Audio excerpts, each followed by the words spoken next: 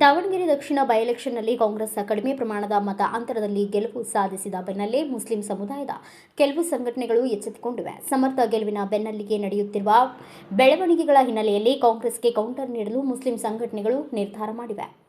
ಇದರ ಮುಂದುವರಿದ ಭಾಗವಾಗಿ ಮೇ 16ರಂದು ಬೆಂಗಳೂರಿನಲ್ಲಿ ಬೃಹತ್ ಸಮಾವೇಶವನ್ನು ಹಮ್ಮಿಕೊಳ್ಳಲು ನಿರ್ಧಾರ ಮಾಡಲಾಗಿದೆ.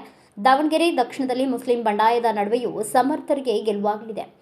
ಎಸ್ಡಿಪಿಐ ಪಕ್ಷ 18,000ಕ್ಕೂ ಅಧಿಕ ಮತಗಳನ್ನು ಪಡೆದುಕೊಂಡಿತ್ತು. ಈ ಹಿನ್ನೆಲೆಯಲ್ಲಿ ಬೆಂಗಳೂರಿನ ಶಿವಾಜಿನಗರದಲ್ಲಿರುವ ಎಜೆ ಇಂಟರ್ನ್ಯಾಷನಲ್ ಹೋಟೆಲ್ನಲ್ಲಿ ರಾಜ್ಯದ ಪ್ರಮುಖ ಮುಸ್ಲಿಂ ಸಂಘಟನೆಗಳು, ಸಂಘ ಸಂಸ್ಥೆಗಳು, ಉಲೇಮಾ ಸಂಘಟನೆಗಳು, ಒಕ್ಕೂಟಗಳ ಪ್ರತಿನಿಧಿಗಳು ಹಾಗೂ ಕರ್ನಾಟಕ ರಾಜ್ಯ ಮುಸ್ಲಿಂ ಒಕ್ಕೂಟದ ಸಮಿತಿ ಸದಸ್ಯರು ಸಭೆ ನಡೆಸಿದ್ದಾರೆ. ಈ ಸಭೆಯಲ್ಲಿ ರಾಜ್ಯದ ವಿವಿಧೆಡೆಗಳ ಸಾಮುದಾಯಿಕ ಸಂಘಟನೆಗಳ ನಾಯಕರು, ಹಿರಿಯ ಉಲೇಮಾಗಳು, ಜಮಾತುಗಳ ಮುಖಂಡರು, ವಕೀಲರು, ನಿವೃತ್ತ ಅಧಿಕಾರಿಗಳು, ಪತ್ರಕರ್ತರು, ಆಕ್ಟಿವಿಸ್ಟ್ಗಳು, ಕರ್ನಾಟಕ ರಾಜ್ಯ ಮುಸ್ಲಿಂ ಒಕ್ಕೂಟದ ಸಮಿತಿ ಸದಸ್ಯರು ಸೇರಿ 75ಕ್ಕೂ ಹೆಚ್ಚು ಪ್ರತಿನಿಧಿಗಳು ಸೇರಿದ್ದು ಸಭೆಯಲ್ಲಿ ಹಲವು ವಿಚಾರಗಳ ಬಗ್ಗೆ ಸುದೀರ್ಘವಾಗಿ ಚರ್ಚೆ ನಡೆಸಿದ್ದಾರೆ.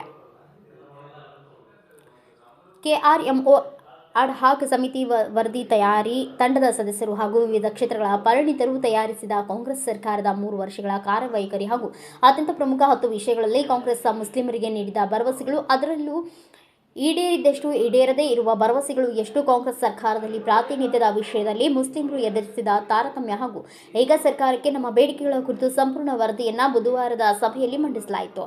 ಕಾಂಗ್ರೆಸ್ ಬಗ್ಗೆ ಅಸಮಾಧಾನ. ಸಭೆಯಲ್ಲಿ ಕಾಂಗ್ರೆಸ್ ಸರ್ಕಾರ ರಾಜ್ಯದ ಮುಸ್ಲಿಮರನ್ನ ನಡೆಸಿಕೊಂಡಿರುವ ರೀತಿ ಬಗ್ಗೆ ತೀವ್ರ ಅಸಮಾಧಾನ ವ್ಯಕ್ತವಾಯಿತು.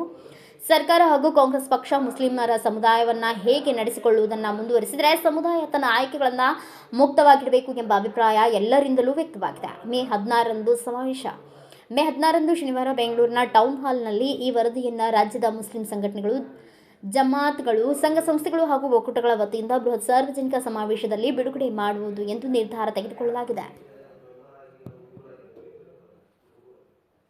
ಸಮಾವೇಶಕ್ಕೆ ರಾಜಕಾರಣಿಗಳಿಗಿಲ್ಲ ಆಹ್ವಾನ. ಮೇ 16ರಂದು ಕರ್ನಾಟಕ ಮುಸ್ಲಿಂ ಸಮಾವೇಶಕ್ಕೆ ಯಾವುದೇ ರಾಜಕಾರಣಿಗಳಿಗೆ ಆಹ್ವಾನ ಇರುವುದಿಲ್ಲ. ಬಿಡುಗಡೆಯಾದ ಕಾಂಗ್ರೆಸ್ ಸರ್ಕಾರದ 3 ವರ್ಷದ ಕಾರ್ಯವೈಖರಿ ಕುರಿತು ವರದಿಯನ್ನು ಸಭೆಯ ಬಳಿಕ ಮುಖ್ಯಮಂತ್ರಿ, ಉಪಮುಖ್ಯಮಂತ್ರಿ, ಸಚಿವರು ಹಾಗೂ ಶಾಸಕರುಗಳಿಗೆ ತಲುಪಿಸಬೇಕು ಎಂದು ನಿರ್ಧರಿಸಲಾಗಿದೆ.